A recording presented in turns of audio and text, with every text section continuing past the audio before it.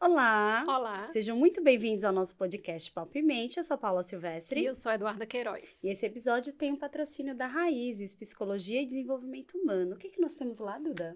Temos muitas coisas, né? Acompanhamento psicológico para crianças, adolescentes, adultos, casais, idosos. Temos também neuroavaliação, avaliação para cirurgia bariátrica, para vasectomia, orientação profissional. Isso, terapia de casais, enfim. O que você precisar, você encontra lá. Você encontra lá, é isso aí. E hoje nós estamos com um querido aqui, não Isso. é? Nós gostamos muito, muito dele. Já veio aqui outras vezes, né? Faz uns 2 anos, eu acho. Faz um tempão, Faz né? um tempão já, né? Uhum. Pois é, que é o Rafael Barbosa, tudo bem? Oi. Rafa, na intimidade, né?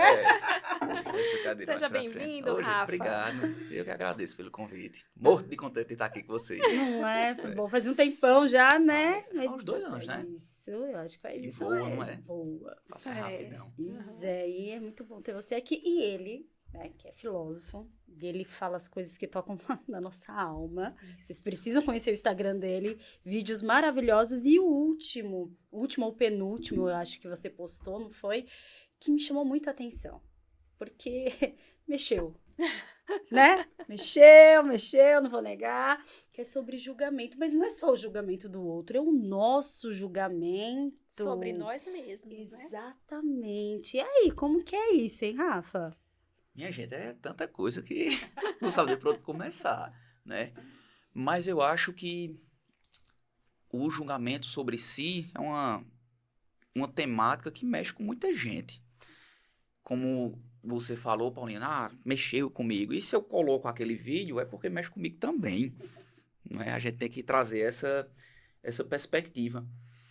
Muita gente comentando lá no vídeo, falando, né? Caramba, Rafa, eu me identifiquei demais e tal. E eu digo, né? Eu acho que esses conteúdos, essas conversas que a gente tem, não é tudo isso que a gente faz muito nas redes sociais, eu acho que quando toca é porque é fruto de algo que realmente existe dentro da gente. E aí eu não podia começar essa conversa dizendo para vocês que, não é, que eu também não tenho esse julgamento comigo mesmo, porque eu tenho também. Acho que todo mundo tem.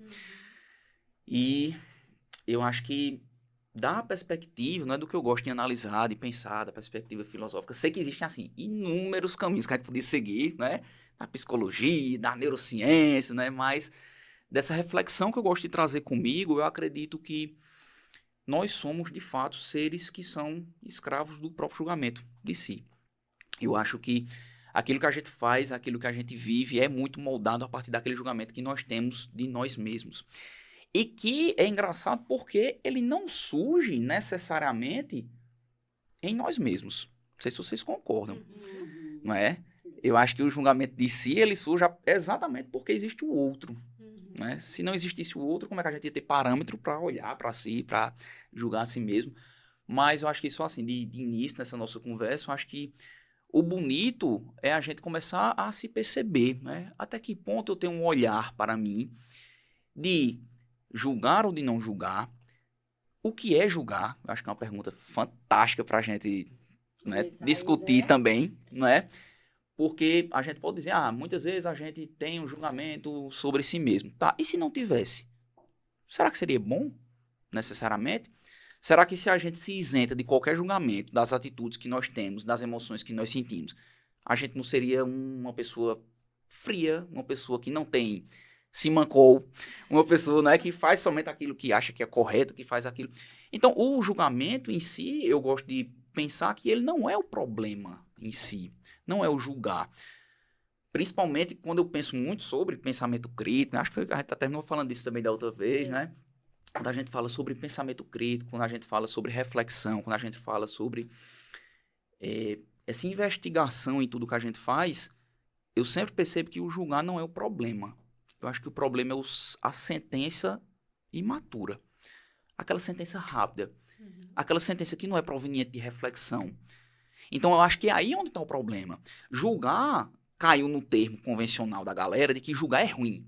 Minha gente, julgar não é ruim. Julgar não é ruim, tá? Você que está aí na sua casa assistindo a gente. Julgar não é ruim. Julgar é uma ferramenta fundamental da vida do ser humano. Julgar significa apreciar criticamente alguma coisa. Pensa num juiz.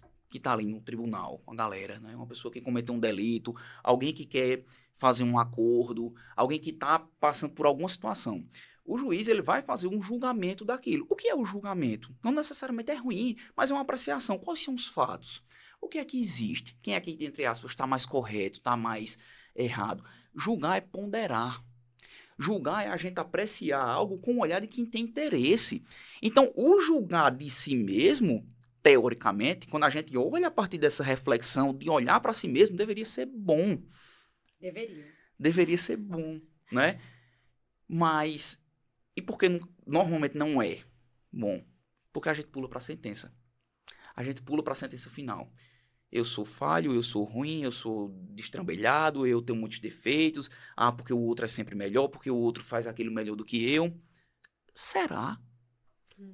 Por que a gente pula direto para a sentença? Quais são as evidências? Eu acho que o processo terapêutico é tão bonito exatamente porque desmembra tudo isso na cabeça da gente, né? São as crenças, né? Exatamente. Que lá... que vai desmembrando tudo isso, né? Eu quero, inclusive, deixar um abraço e um beijo para a Rossana, minha terapeuta, né? Que se não fosse ela, eu não tava nem aqui conversando com vocês. Mas, assim, é muito disso, né? Às vezes a gente tá ali nesse processo, nessa conversa, a gente traz, né? Caramba, velho, mas é porque eu sou muito inseguro. E aí a gente se pergunta, tá, mas será que eu de fato sou inseguro? Será que essa insegurança existe?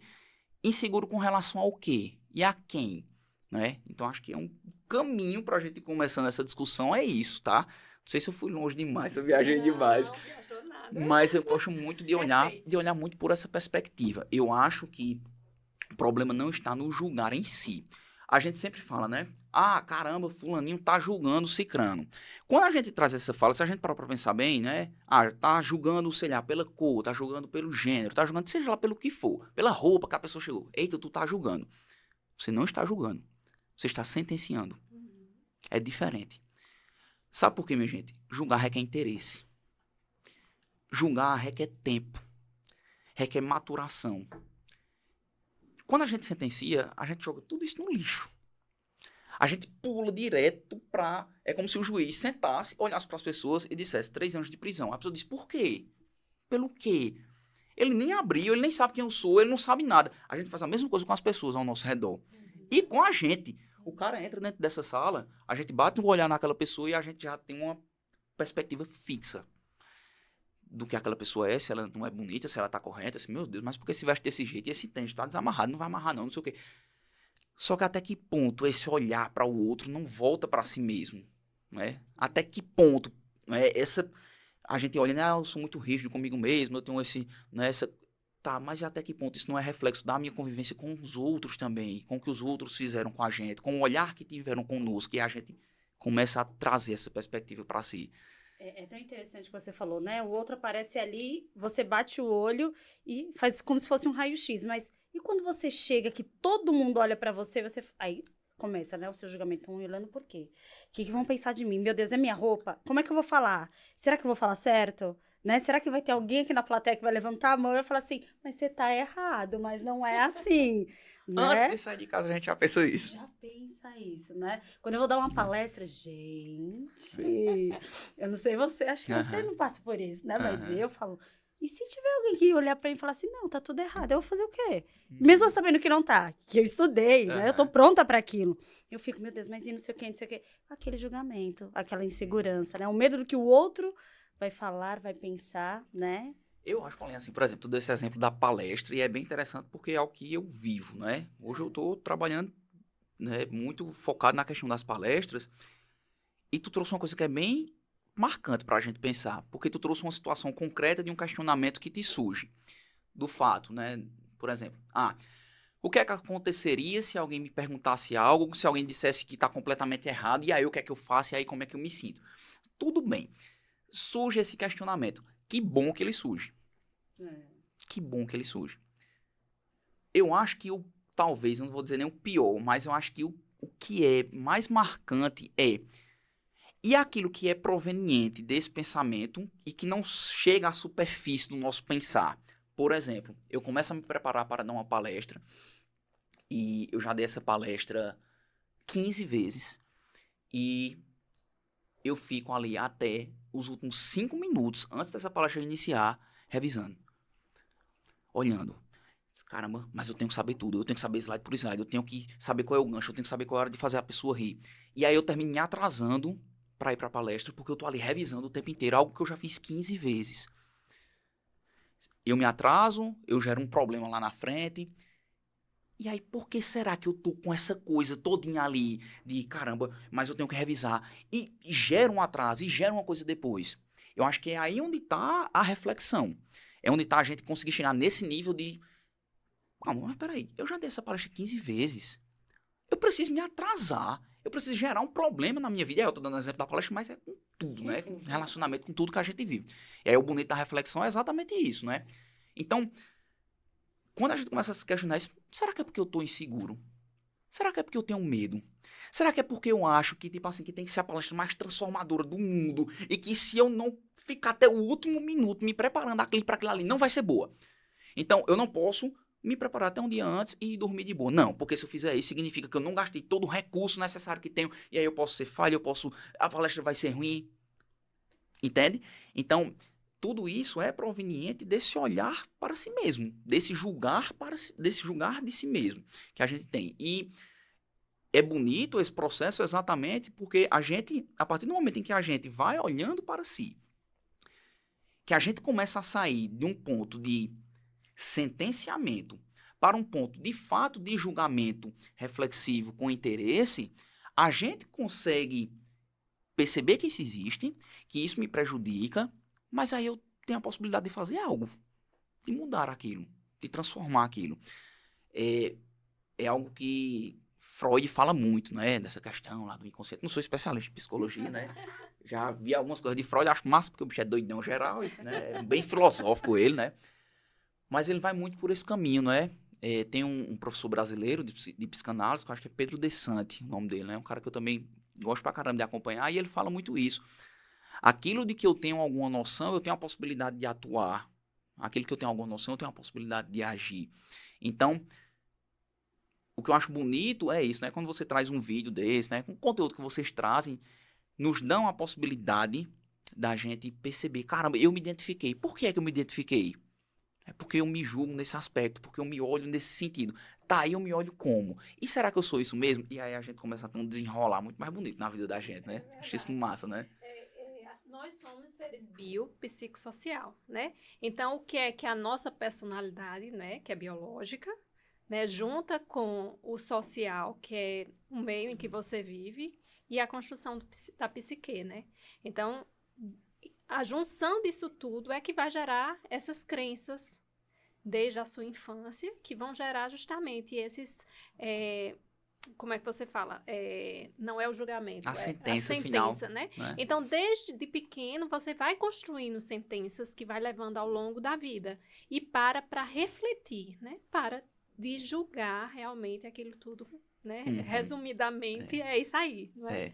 Tu falou, né? Nós somos seres biopsicossociais, né? Isso. Eu amo essas tríades. Principalmente quando é com três, eu fico doidinho.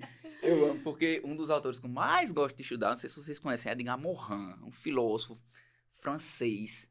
Tá com 103 anos de idade, minha gente. Vive até hoje, né? Eu tô lendo a biografia dele agora, acho que é a cor mais linda do mundo. E Morin, ele fala muito disso. Ele sempre traz essa tríade, não é, de que nós somos seres complexos. A ideia principal de Morin é a ideia da complexidade, um pensamento complexo. Ou seja, hoje a gente vive processos de aprendizagem que eles são muito excludentes.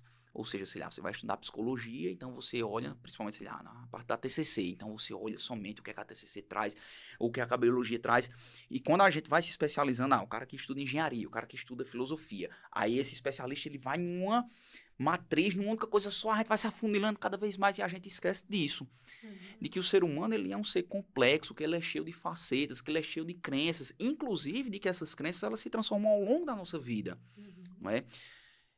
Tem uma ideia de Morin que ele fala muito, né? A gente precisa aprender a parar de separar e começar a distinguir.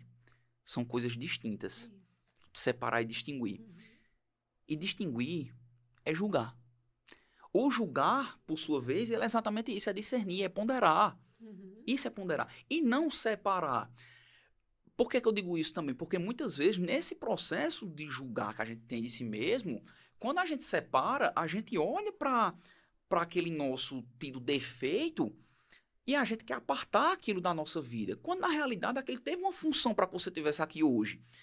Um exemplo para ver se fica mais concreto, né? Ah, eu sou uma pessoa que é muito calada. Eu sou uma pessoa que é bem fechada em si. Em algum momento da sua vida, você precisou calar-se para viver o quê?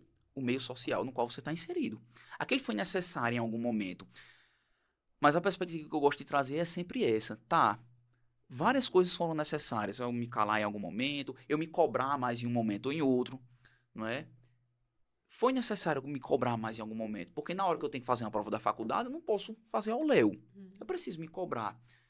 Na hora de me relacionar com alguém, né, eu tenho que olhar para aquilo ali e dizer, caramba, velho, né, eu preciso trazer alguma coisa aí.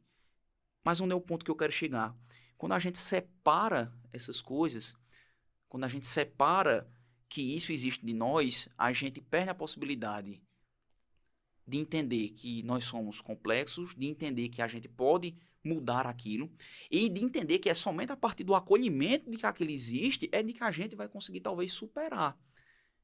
E que não necessariamente é ruim ou é bom, entende? Então, eu acho muito bonita essa ideia de Mohan quando ele traz nesse sentido. Véi, vamos parar de separar e vamos começar a distinguir. Distinguir. Será que não tem alguns momentos em que é preciso a gente calar? Eu mesmo já estou falando faz 6 minutos, então é preciso eu calar agora. Entendem? Então, acho que vai muito por esse caminho. A gente muitas vezes traz rigidez nesse olhar para si. Muita rigidez do que é bom e do que é ruim, do que é certo e do que é errado. A gente não pode ser objetivamente relativista, né? Ah, não, então quer dizer que tudo é relativo, tudo pode, depende. Não, a ideia não é essa. Mas a ideia é a gente começar a parar um pouquinho de ser muito rígido e começar a se acolher. Eu acho que o processo de crescimento do ser humano só começa a partir do acolhimento de si. Enquanto não houver acolhimento, não tem espaço para progresso. Acho que começa É por o aí. equilíbrio, né?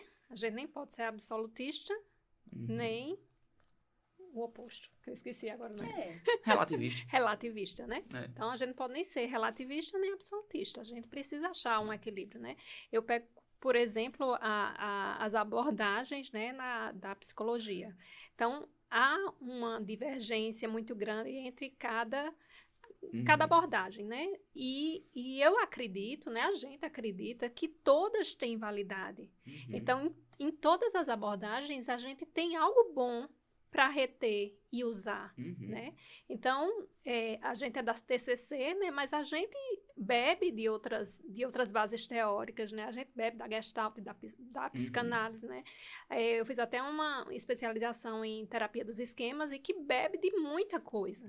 Então, você consegue, né, unir, pegar um pouquinho de cada canto e fazer uma coisa mais completa, porque quando você realmente separa cada coisa, eu acho que fica faltando. Né? É engraçado, assim, porque, por exemplo, você está falando da psicologia.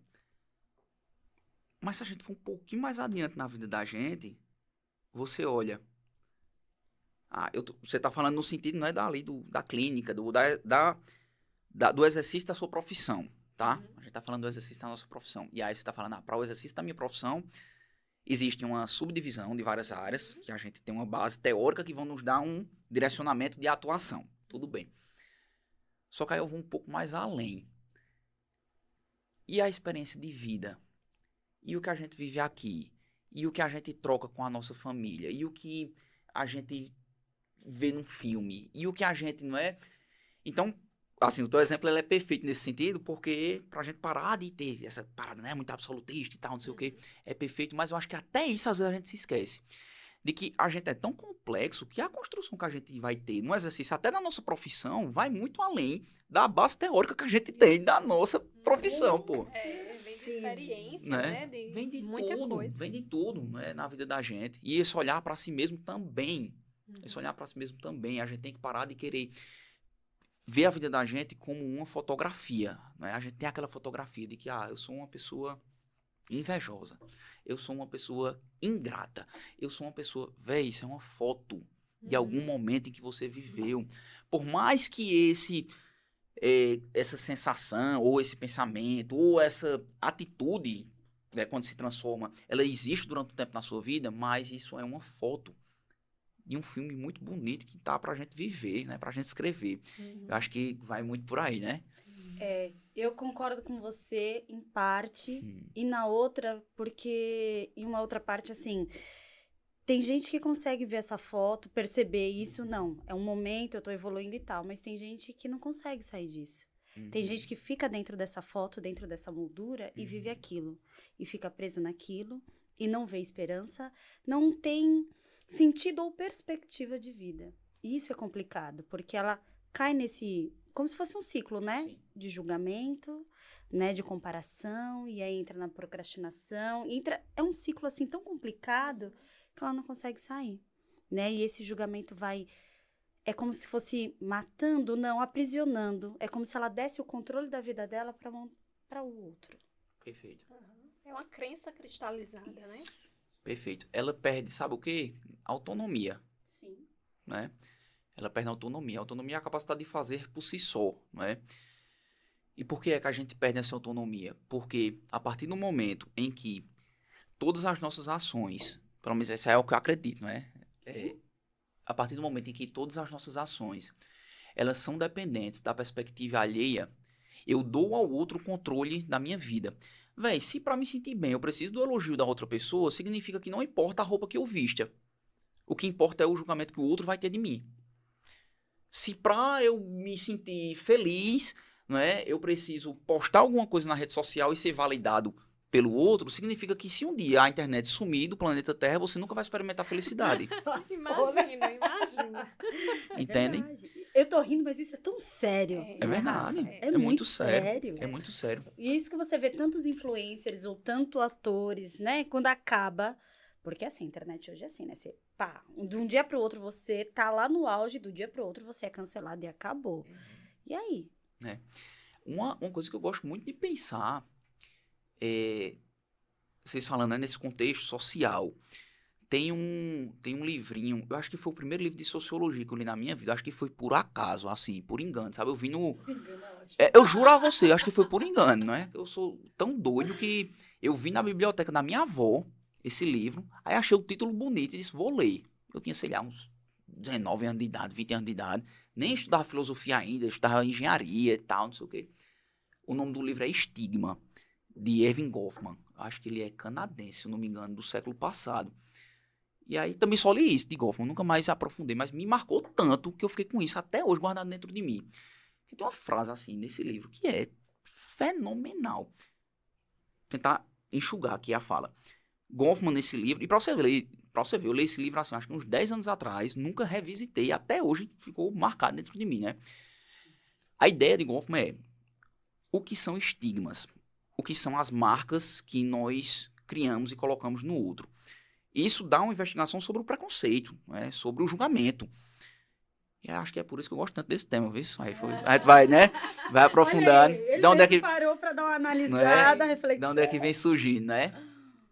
Mas Goffman ele vai fazendo uma arqueologia, né? Ele vai voltando lá nos primórdios e aí ele diz o seguinte, ele se pergunta, onde é que surgiu o termo estigma? O que é estigma? O estigma é uma marca, né, que a gente coloca ali no outro, um preconceito que a gente tem, um julgamento, uma sentença que a gente tem formada sobre uma pessoa, um estereótipo.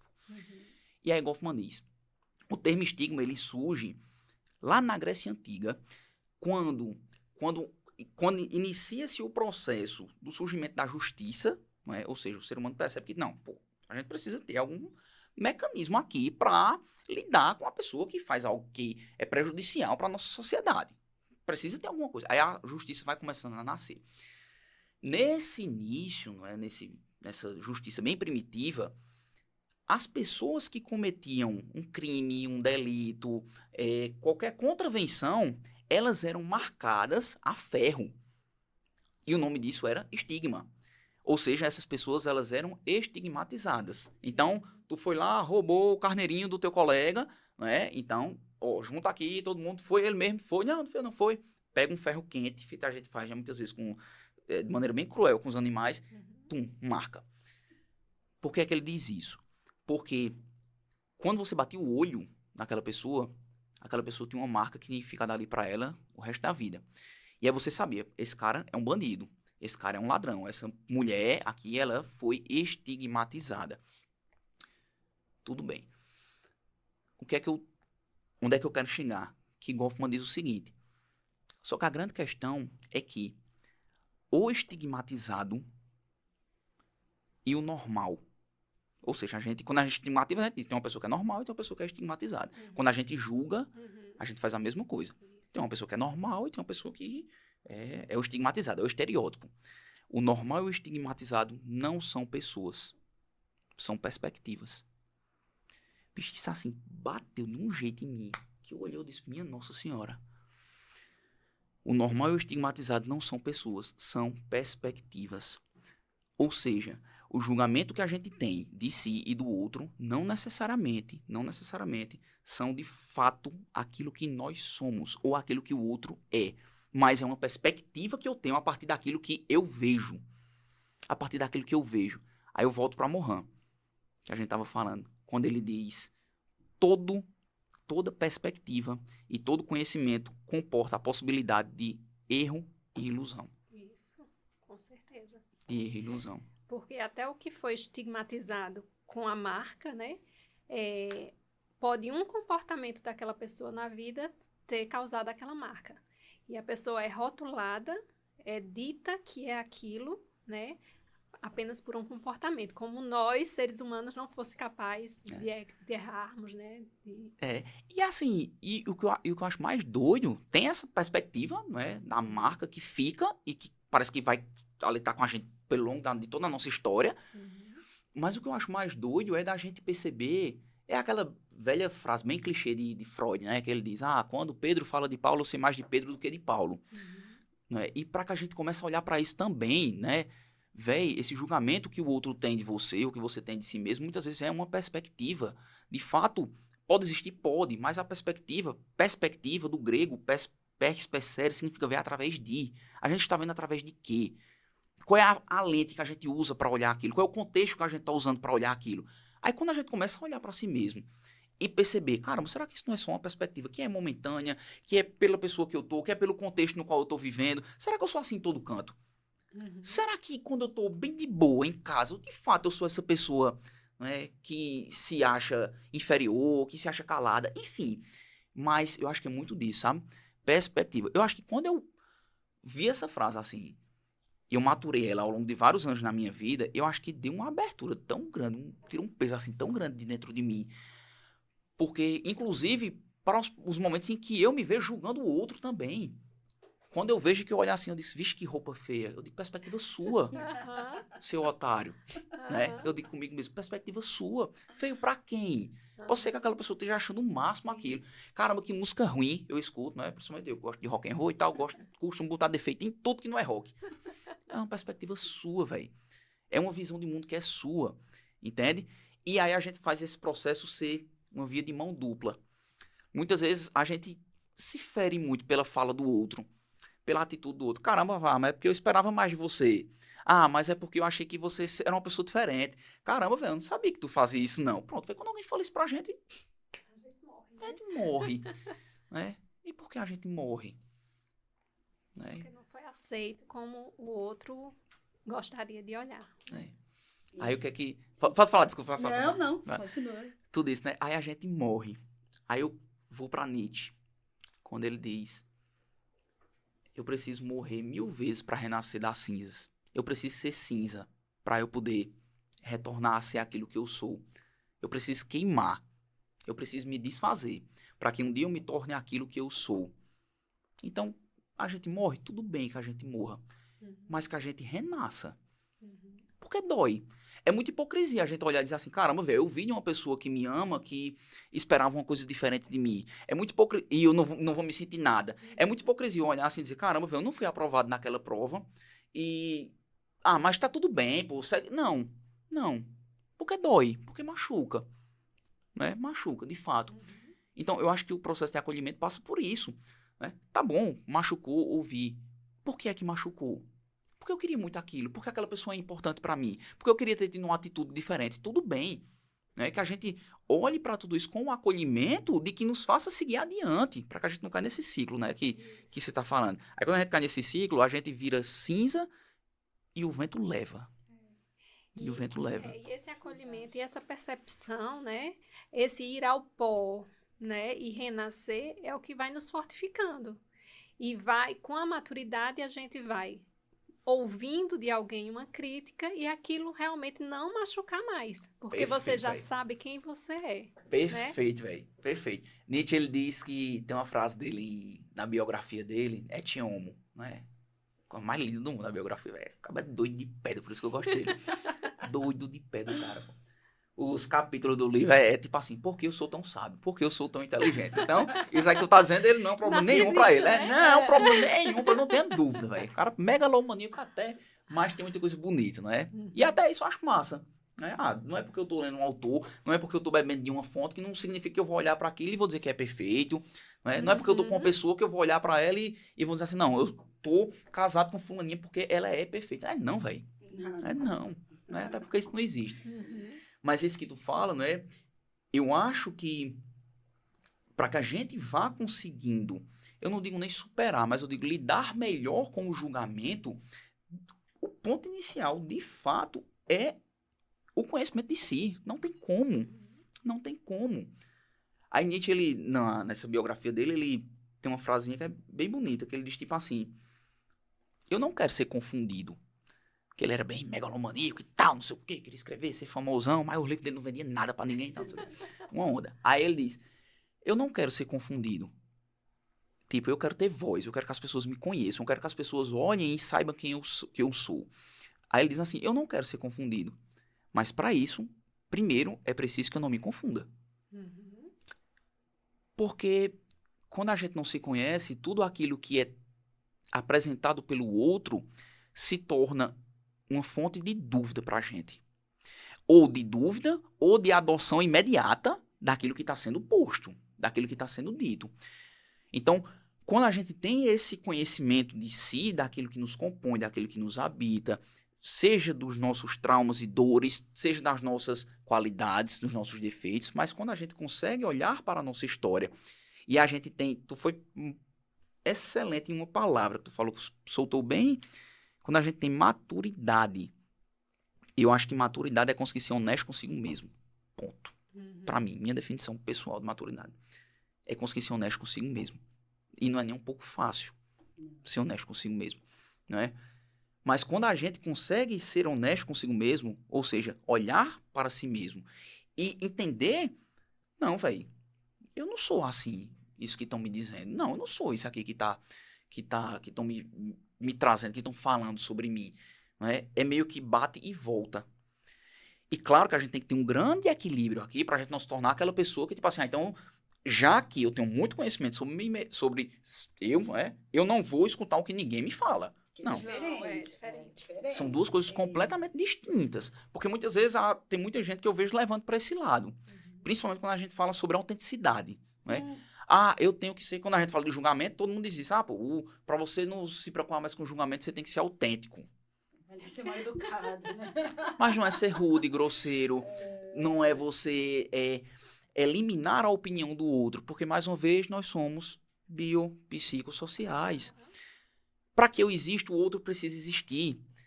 Não é? Eu acho que vai muito por esse caminho. E é reconhecer as fraquezas, reconhecer as falhas, né?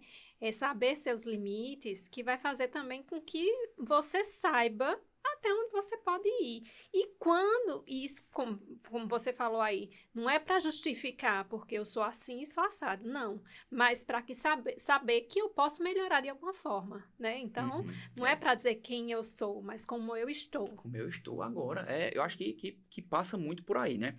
Aí, quando a gente não vai tendo essa juntando com o que Paulinha falou, quando a gente não vai tendo esse olhar para si, quando a gente não vai tendo essa busca por esse autoconhecimento mesmo, a gente perde a autonomia, porque tudo o que vem externo vai ditar a maneira como eu vou agir.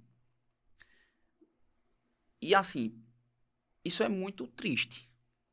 É muito triste. É a realidade de muitas pessoas. E é por isso que eu acho o trabalho da psicologia tão fascinante. Né? Porque se preocupa em resgatar, não é, essa pessoa. Fala. Não, falar? Não? Eu tô viajando com você, eu tô indo. Não é, porque resgata a gente nisso. E a gente perde essa autonomia. Eu não sei se, assim, se faz sentido, né? Enfim, mas a gente tem muito... Eu percebo que a gente tem uma construção da imagem de si mesmo. Por mais que a gente consiga ou não olhar para essa imagem e identificar o que é que está sendo colocado ali, mas todo mundo tem um processo de construção da imagem de si mesmo. E é a partir da construção da imagem que nós temos de nós mesmos que a gente dita a maneira como a gente vive, que a gente dita a maneira como a gente se relaciona, inconscientemente ou não. Qual é a grande questão? A gente precisa começar a ter um cuidado para olhar e dizer assim, caramba, velho, eu construí essa imagem de mim mesmo. Eu precisei construir essa imagem. Porque quando a gente é bebezinho, desde pequenininho, né, a gente sabe que se a gente não chorar, a mãe não vai dar comida, não vai ter atenção. Então, é um mecanismo de defesa, faz parte do bio. Faz parte do bio, é necessário. Então, a gente constrói essa imagem que a gente tem. Mas o meu apelo, né, pela pessoa que sonha que todo mundo progrida na vida, não progrida no sentido financeiro, né, e de sucesso, mas progrida no sentido de leveza, né, no sentido de gosto por viver. É que a gente olhe até que ponto essa imagem que foi construída e que você viu lá atrás ainda não serve, né? Até que ponto essa imagem ainda não serve. Por quê? Porque a gente entra nesse ciclo que você falou, Paulinha, fica preso ali nessa imagem, porque eu tenho que ser aquela pessoa que faz tudo que os outros querem, que faz tudo que os outros gostam, eu tenho que ser aquela pessoa que é super prestativa. Aí a gente cai, minha gente, sabe no quê? Numa adoção de papéis, né? Adoção de papéis. Quais são esses papéis, Rafa? É a mãe 100% presente. Tá 100% presente pro outro, pro filho, pro marido, seja lá pra quem for, e pra ela. Ela é presente. É o amigo que toma todas e faz a alegria da festa. Tá, e no outro dia que esse cara acorda, ele fez a alegria pra todo mundo, como é que ele se sente? É aquela pessoa que sempre atende quando todo mundo precisa. E quando ela precisa olhar pra si mesma, será que ela olha? Então a gente vai construindo esses papéis que suprem essa necessidade de interação com o outro. Só que quando é 100% o outro, a gente para de olhar para si. Então, percebe como é complexo, né? E como é bonito. Por quê? Não é nem 100% o outro e não é nem 100% eu. Mas é a interação de tudo isso que vai vivendo, que vai fazendo com que a gente vá, né, se desviando aí dessas armadilhas. É muita doideira. Para a terapia do esquema aí, tudo que você falou. Então, são os modos de enfrentamento da gente, né? A gente é criança, a gente tem os modos de enfrentamento para a sobrevivência, né? E a gente leva esses modos, quando a gente não se conhece, não se percebe, a gente vai levar para a adultez, né? Esses modos de enfrentamento é quando a gente tem essas raivas, esses impulsos automáticos, porque a gente não consegue observar que aquele modo de enfrentamento não é mais necessário, né? Então, você está vivendo com outras pessoas, não com aquelas... Por mais que sejam as mesmas pessoas, elas não são mais... Todos nós somos mutantes, né? A gente muda, né? Então, é enxergar por que você precisou daquele modo de enfrentamento e se precisa dele hoje, né? Cara, eu acho isso muito palpo, porque eu tava pensando, né? Eu chegar aí nos meus 30 anos de idade e tal, não sei o que, ia começar a dar dor nas costas, né? Meu Deus, Aí tão dá- novinho, né? ordinário, inocente. Oh, meu Pelo Deus. que ainda tem tanta coisa pra vir, né? Mas a gente pensa muito, sei lá, nessa passagem pra vida adulta, digamos assim, né? Não que o adulto é só com 30 anos, né? Até porque maturidade não é idade, né? Maturidade é escolha, né? Mas a viagem que eu me faço é de que, tipo assim, quando a gente é criança, a gente tem esses impulsos, a gente tem essas expressões que são ou silenciados ou que são aprovados em algum momento, e a gente vai vendo o que é que funciona, o que é que não funciona. Só que quando a gente é criança, a gente não tem tanta autonomia do que esse impulso vai gerar ou deixar de gerar. E aí muitas vezes eu escuto muitas pessoas dizendo que a vida adulta é engolir sapo, de que a vida adulta é conviver com gente chata mesmo, que a vida adulta é você passar a entender que a vida é BO e a vida é problema. Eu achei isso uma perspectiva tão pequena diante da grandeza que a vida da gente tem, porque eu acho que, tipo assim, véi, se ser adulto é ter maturidade e ter autonomia, tudo isso vai existir. Gente chata, boleto, dificuldade, tudo isso vai existir. Mas eu preciso olhar e dizer, tá aí, como é que eu lido com isso que existe? Porque se eu não fizer isso, aí eu vou ser criança. Isso tá preso no passado, né? Né? Aí eu vou estar sendo criança. Aí o cara cai nessa... É por isso que a gente vê tanto adulto que é infantil, infelizmente. E até que ponto aquilo vai me afetar? Gente chata vai me afetar? Porque gente chata vai ter em qualquer lugar, em todos os ambientes, em qualquer época da vida, né? Boletos, prestação de conta, enfim. Agora o boleto é você que faz, Exatamente. né? As dívidas, você É. que cria, escolha. Exatamente. E aí, como é que a gente reage diante disso que acontece, né? E aí, quando a gente fala desse processo da construção da imagem que a gente tem de si mesmo, tem um termo muito comum que a galera usa aí, não vou entrar na parte teórica, mas o ego, né? Muita gente fala, o ego. O que é o ego pra vocês, gente? Deixa eu perguntar assim rapidamente, sério mesmo, de maneira bem rápida, pra vocês, porque aí eu digo a minha perspectiva. Cara, o ego.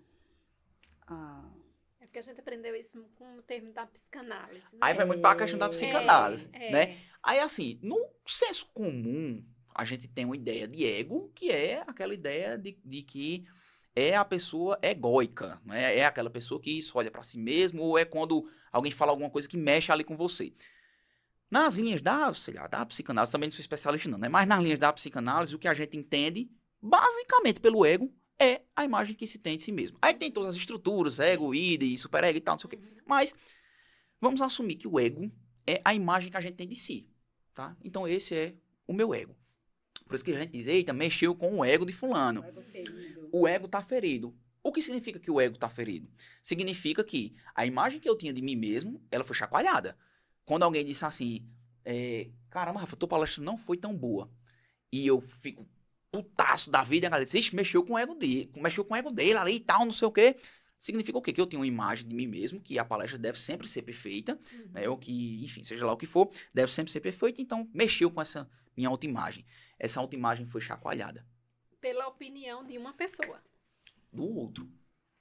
Então, esse raciocínio bem simples. Se o ego é a imagem que eu tenho de mim mesmo, e se eu não conheço bem qual é essa imagem, e qualquer atitude, qualquer apontamento que o outro tem chacoalha a imagem que eu tenho de mim mesmo, e as minhas reações são provenientes da imagem que eu tenho de mim mesmo, significa dizer que a minha vida está na mão do outro, significa dizer que as minhas atitudes, todas elas serão apenas uma reação da expectativa que o outro tem de mim.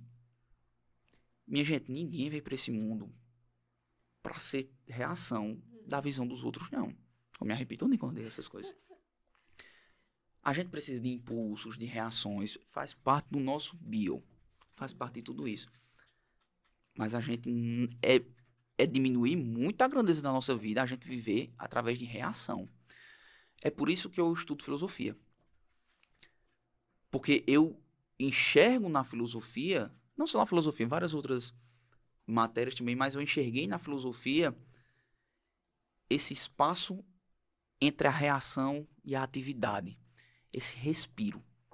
Esse respiro. A psicologia, à sua maneira, também provoca respiro. Mas eu acho que a sociedade da gente vive muito reacionária, automática, impensada.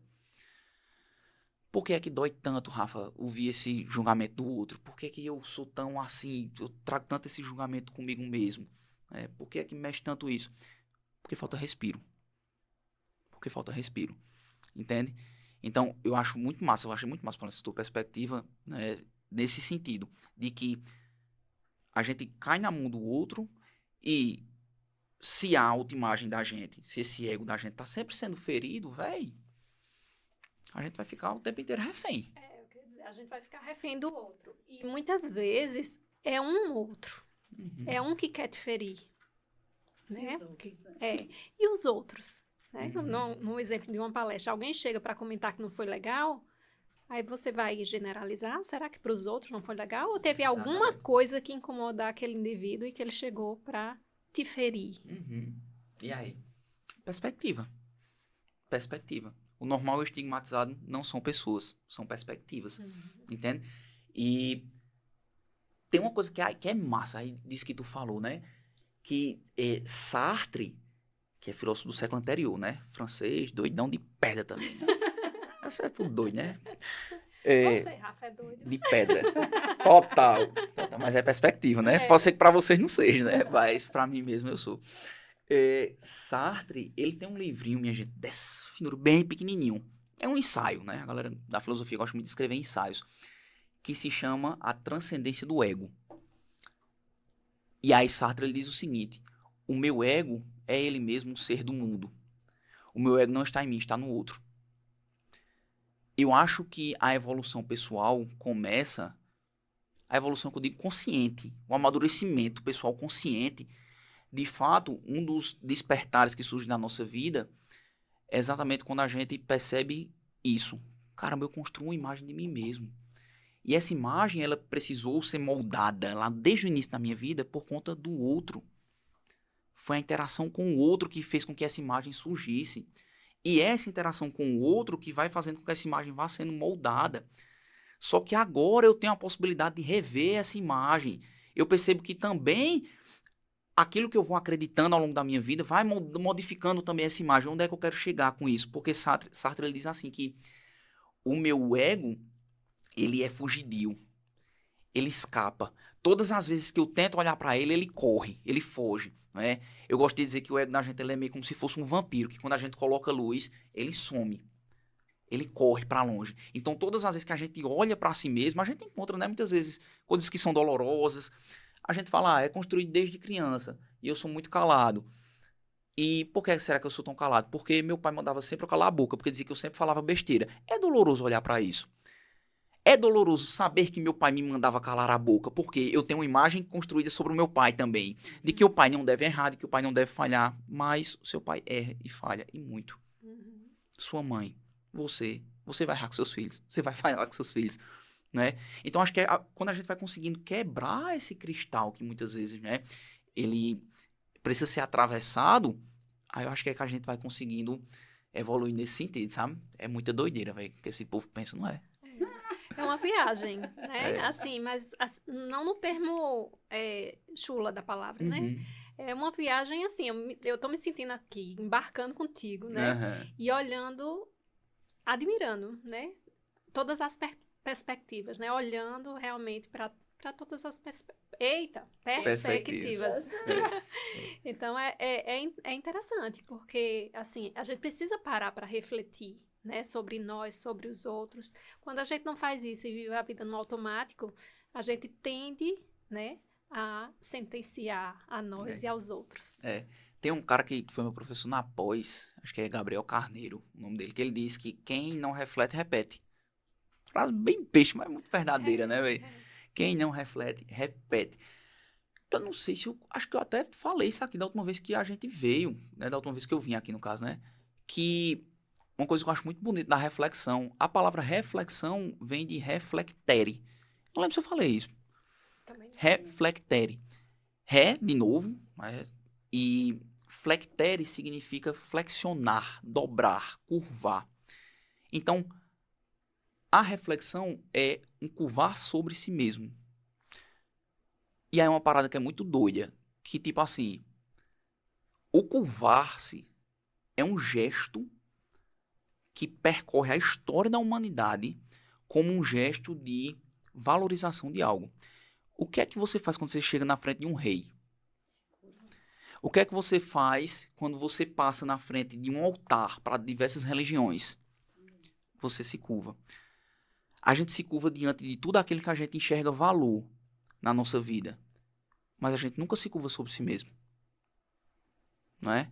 Ou seja, a reflexão é exatamente isso. Curvar sobre si mesmo. Então, é isso que eu paro para pensar, né? Da importância da gente curvar sobre si mesmo. E não curvar-se no sentido de adorar. Mas o curvar-se é no sentido de parar, de se dobrar. Sabe por quê, minha gente? Porque quem não se dobra, se quebra. Não é doideira?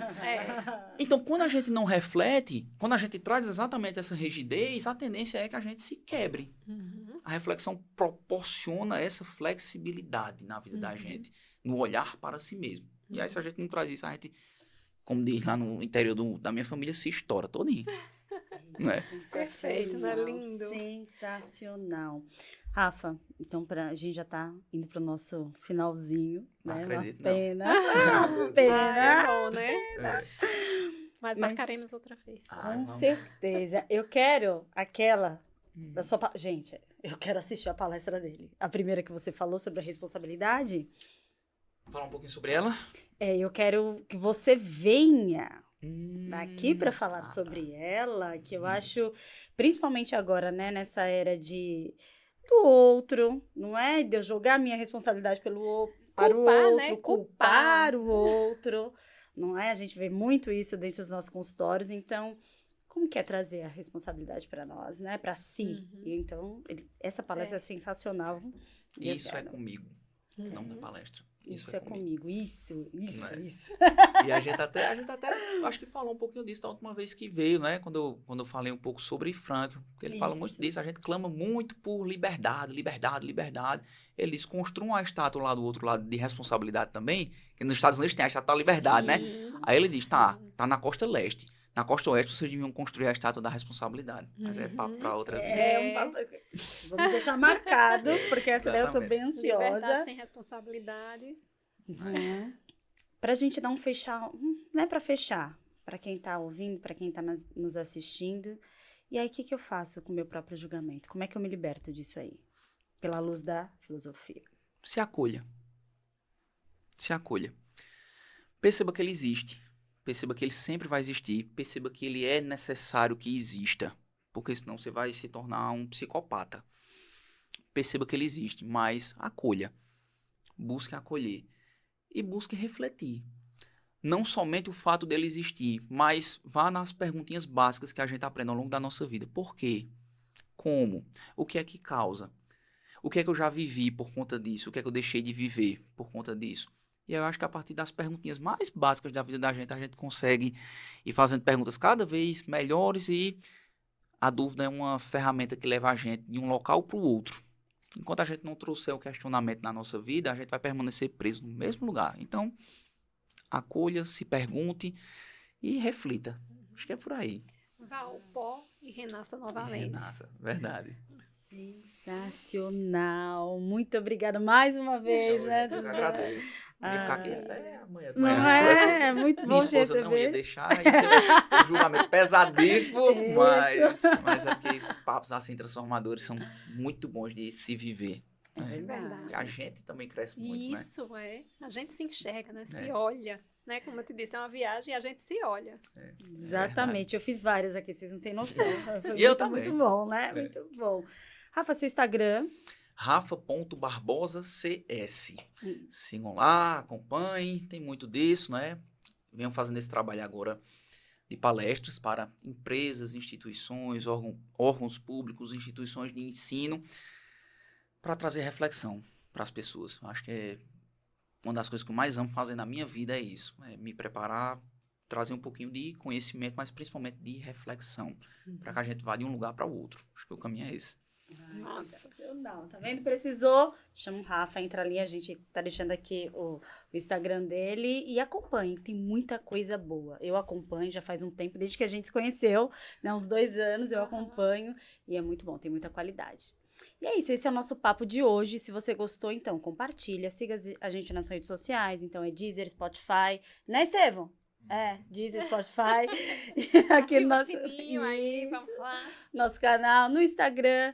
Dúvidas, críticas, sugestões, manda pra gente. Convida mais um. Vai lá, pede pra um colega, curta lá, siga as meninas, siga o Rafa, porque a gente é diferente. Mas é isso aí. Tchau, tchau. Tchau, tchau.